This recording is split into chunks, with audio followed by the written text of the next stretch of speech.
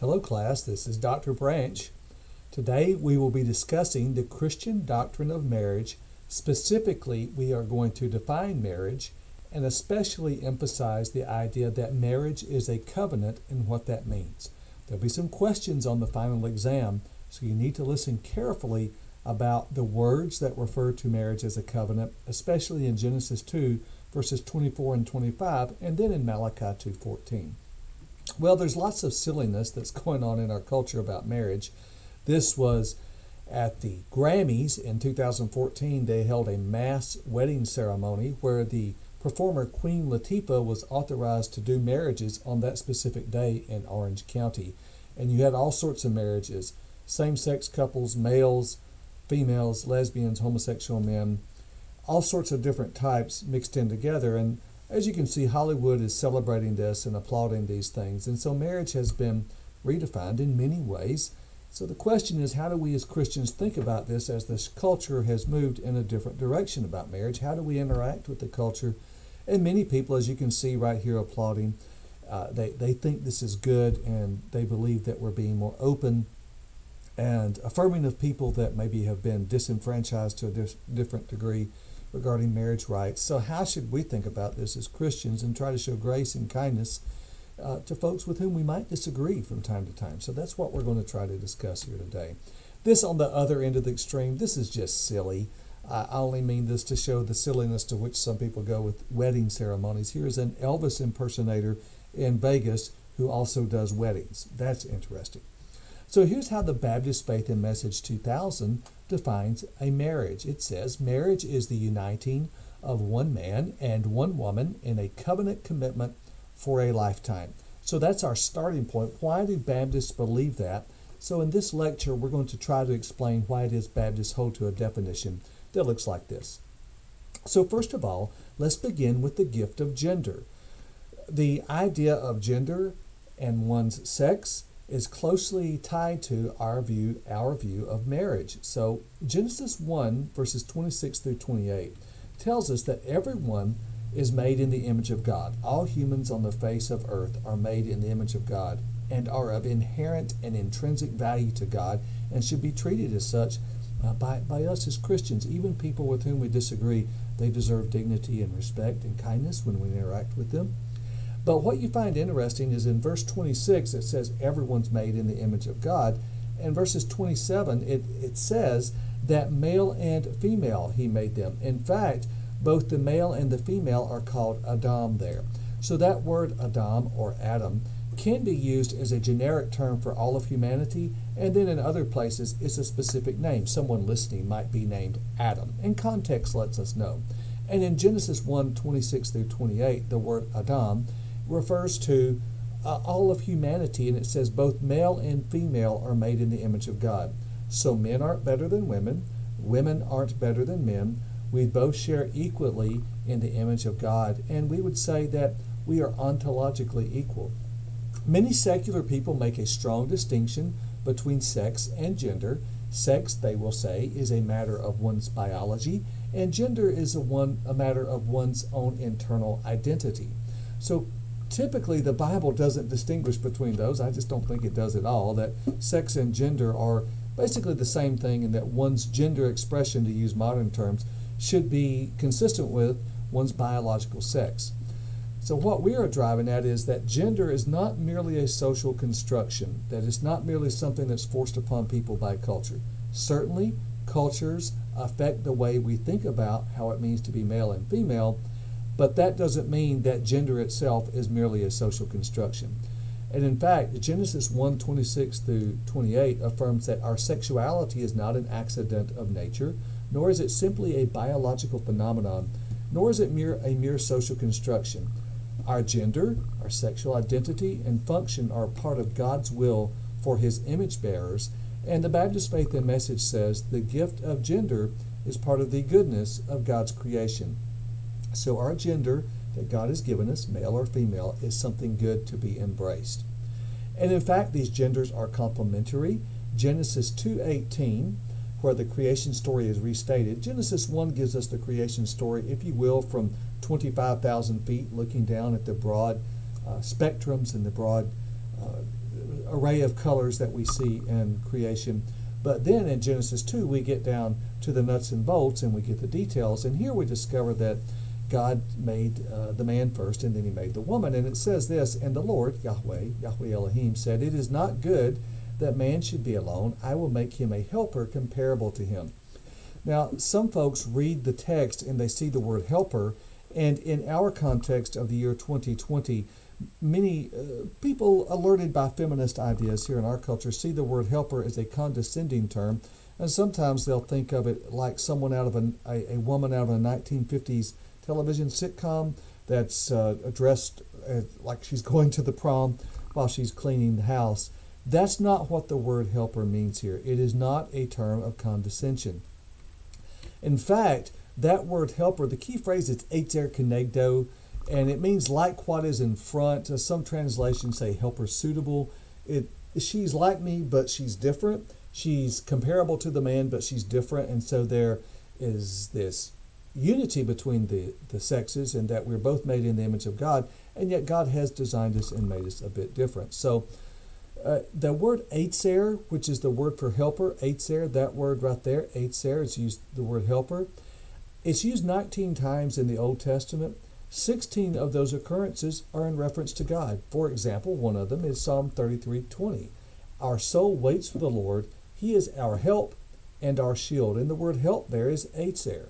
So, based on this lexical background of the word etzer, or its use elsewhere in the Bible, I should say, we know that when it calls the woman a helper here, it's not a term of condescension or a put down or that somehow she's of less value. No, this is in fact, in context, a term that dignifies the woman. So the woman is not of lesser value, but the woman is of equal value.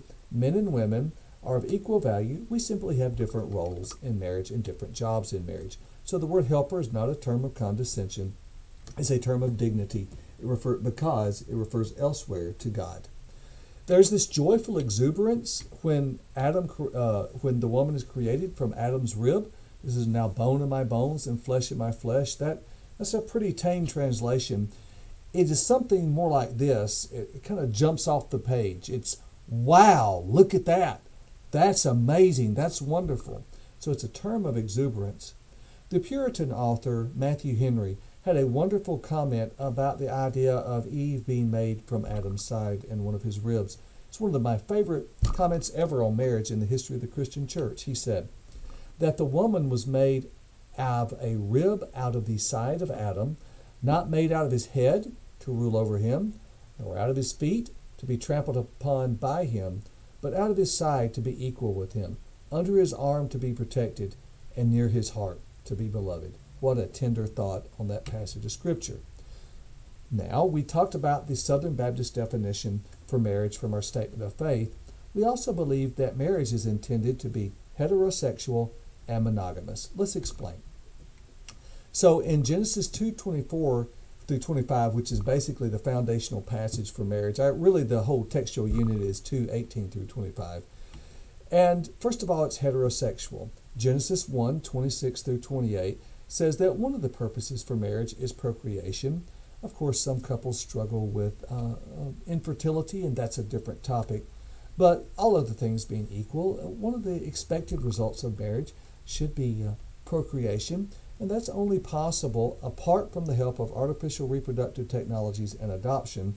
That's only possible for heterosexual couples, a male and a female. So this points to the heterosexual nature of marriage, illustrates it.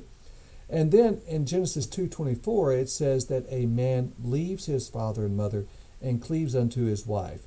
So it is heterosexual, a man, a male, and a woman, a female, his wife. So this shows God's design is for marriage to be between a man and a woman.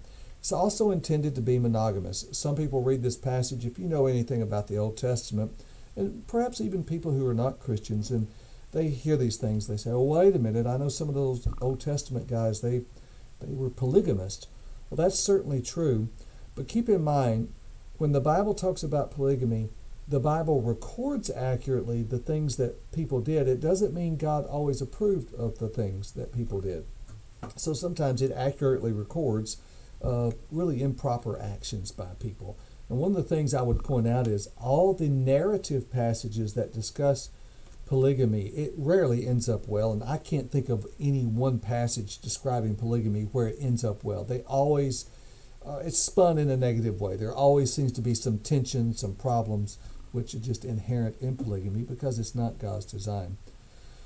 But when you read the didactic passages in the Bible, the didactic passages always assume heterosexual monogamy.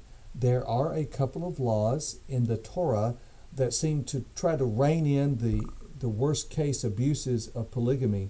But the didactic passages where you are getting a teaching on marriage, it always assumes monogamy, especially in the New Testament. Colossians 3, Ephesians 5, 1 Peter 3, all these passages which are so central to our understanding of our roles in marriage always assume a heterosexual and a monogamous marriage. So it's monogamous, one man and one woman. The man cleaves to his wife, not to his wives. Now a bit more here. Proverbs 5:18 also encourages the man to rejoice in the wife of his youth. That's interesting. The idea is the wife of his youth, the woman he married when he was young, is still the woman to whom he's married when he's an older man and there are no other competitors. The wife of his youth. It's monogamous. 1 Corinthians 7, 2 through 4, Paul says each man should have his own wife and each woman should have her own husband. Again, monogamy. So the interpretive mistake of polygamists is they fail to rightly to distinguish between the narrative passages and the didactic passages. That's the simple answer. Now let's spend a few moments here talking about marriage as a covenant. First of all, we've already stressed that marriage is God's idea. It's not merely a social construction. So there's covenant language in Genesis 2, 24 through 25. I told you that this is the central passage for our understanding of marriage. And we've also said that marriage is a covenant. But the word covenant's not used in Genesis 2, 24 through 25. But two very important covenant terms are used, and those are the words leave or cling. I think the ESV says join to. It's one word. So those two terms, and on the exam, I'm looking for you to be aware that those two terms are covenant terms. That's your alert for the exam. And in fact, those two terms, leave and cleave, or leave and cling to, leave and join to, the different translations may say, are terms used elsewhere in the context of God having his covenant with Israel, and they're used elsewhere in the Old Testament to indicate either a breach of the covenant, the people have been unfaithful to Yahweh, or they are used in context of covenant loyalty and fidelity. So just an example, excuse me, before I move ahead, let me say this. The Hebrew word leaves is azav. Victor Hamilton says it carries the idea of forsake. And so this means the man leaves his father and mother. That's a strong term. And he is establishing a new covenant with someone else. So he's starting a new family unit. The word bond, joins to, cleaves to his wife, it's the word tabak. And this often is used elsewhere in the Old Testament to reference maintaining a covenant relationship. So what I want you to hear is this. Even though the word covenant, berit, is not used in Genesis 2, 24 through 25, the original audience, I believe, would have recognized leave and cleave as covenant terms, and they would have said, well, we know even though the word covenant's not being used there, this is covenant language, so God is declaring marriage to be a covenant. And you see some examples here of how that word cleave or join to is used in covenant context. By the way, let me give you a little word study on the word join to or cleave. It's very fascinating. We know what words mean by the way they are used elsewhere. This is one of my favorite word studies from Genesis 1 and 2. That word bonds or join to, cleave, the husband cleaves to, joins to his wife. It's the Hebrew verb tabak. It's also used in the book of Job when God is describing the Leviathan. And it says this, I don't know what a Leviathan was, I'm just glad they're not around anymore. And this creature that God is describing says this, that one scale is so close to another that no air can pass between them. They are joined. Dabak, same word in Genesis 2:24. A husband, dabak, joins to, cleaves to his wife, to one another. So closely connected they cannot be separated. If you want to know what God's intent for marriage is, here's the word study right here. When a husband and wife join together, they should be joined so closely, nothing can come between them. No air can pass between them. Nothing can separate them. That is God's ideal. That's God's plan for marriage. So keep that word study in mind as you think about the covenant language there in Genesis 2. So one point of application is that a covenant marriage means a husband and wife will let nothing split them apart. We go into this thinking that we are in this till death do us part. So I'm going to move on and point out that this covenant language is also picked up in Ephesians 5:25 through 33, when it says the husband should love his wife like Christ loves the church. Again, covenant language. And on your final exam, I want you to be aware of that. This description of marriage in Ephesians 5 informs the idea that we believe marriage is a covenant. Christ has made a covenant with the church. He's not going to leave or forsake the church. The husband's not to leave and forsake his wife. This is covenant language. So a few other things I would point out. This passage, Genesis 2:24 through 25, assumes a public declaration, by the way. Public ceremony is not given here, but it assumes a public ceremony. Ken Matthews, in his wonderful commentary on Genesis, says this: marriage is not a private matter. It involves a declaration of intention and a redefining of obligations and relationships in a familial social setting. And he's talking about, in Genesis 2:24, it says the husband leaves his father and mother. This implies an official leaving. I am declaring I'm going out on my own now and starting a new family. I still honor my father and mother. We always do. But I am now establishing a new family unit, establishing a covenant. You see that? So the covenant is established, and then they are naked and feel no shame. What our culture tries to do is start out with sexual intimacy, and for those who want to marry, and many don't, but for those who want to marry, they're hoping that the cleaving, the joining together comes after that. And the Bible says that's inverting God's order. God's order is we leave our families of origin, we establish a new covenant, and then we have the shameless intimacy. And too often in our world, we don't do it that way. It leads to a mess. So Israel declared its loyalty to the Lord in the presence of witnesses. Likewise, a marriage covenant is declared in the presence of witnesses. It's a covenant before God. I wanted to point this passage out to you. Even though the word berit is not used in Genesis 2:24 through 25, it is used in Malachi 2:14. And Malachi, talking to post-exilic men living in Judea under Persian rule, he says to them, speaking for the Lord has been a witness between you and the wife of your youth. You have acted treacherously against her, though she was your marriage partner and your wife by covenant, berit. So this has been a brief introduction into the doctrine of marriage. And again, we've covered why we believe marriage is a heterosexual and monogamous union between a man and a woman and a covenant commitment for a lifetime.